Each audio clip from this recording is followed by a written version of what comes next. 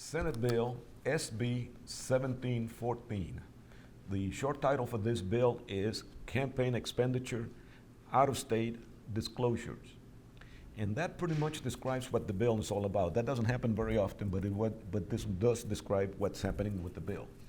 It was introduced by Senator MESNARD, and it will be heard in the Senate Government Committee on Monday.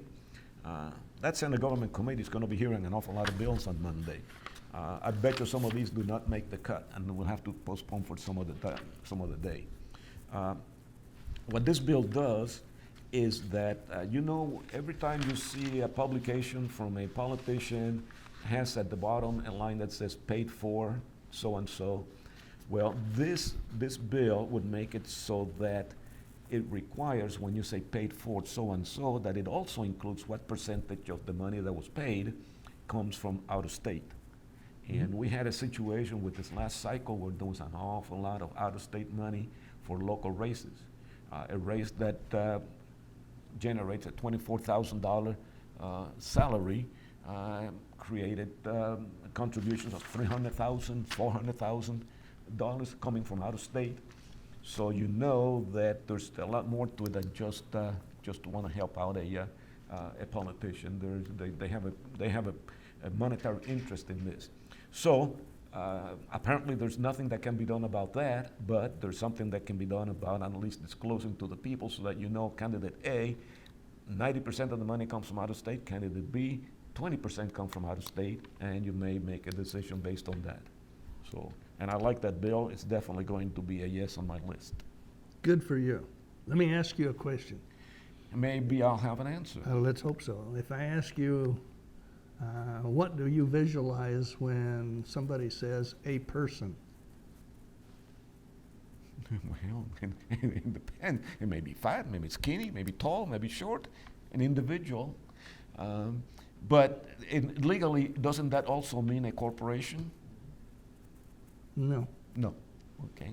Well, then I don't know. A corporation is to be treated under the law is to be treated as a person. But I mean, that's not what this bill says. And the reason I bring that up is I've said before that, people who draft these bills and legislative council, in my humble opinion, they really need to read them before they present them to, the members of the legislature to be approved and foisted off on the people. Now let me read you this, and you tell me what you come up with. They're going to amend Title 16.925, and 16.925A says that a person that makes an expenditure or for an advertisement or fundraising solicitation other than an individual shall include the following disclosures. So does that negate itself? So a person other than an individual has to make this disclosure. Well, am I a person or an individual? Well, aren't you both? Well, I like to think that I am at least half and half. Well, I would think so too. I mean, so, if you're a person, but you're also an individual, then, if you're a person, you got to make it, but if you're an individual, you don't. You don't have to make the disclosure. So, I mean, somehow or another, that doesn't really make a whole lot of sense to me. But isn't that common with these bills, that they have language in there that is just so silly? And as you said, obviously they don't read their. I mean, it negates itself. Yeah. I mean, if you read that and apply it, I mean, you're going to have to go to a court of law and have some judge tell you what these two terms mean, then how they exclude one another or they don't exclude one another before, I mean, it's a lawsuit waiting to happen. Now, the other thing that and as Jose was telling you, if you get in writing, like an 8.5 by 11 sheet of paper with fundraising information on it, where they're soliciting funds or touting a candidate, then the people who are making the solicitation, their name has to be at 10% of the height of the document. But that's not true if they send you an email.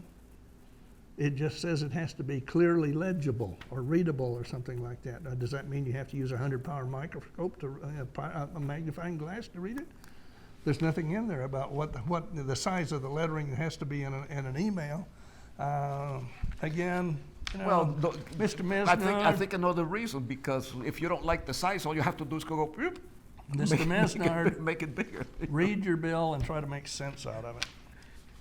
Anyway, it, in my opinion, is a good bill. We should vote yes on it.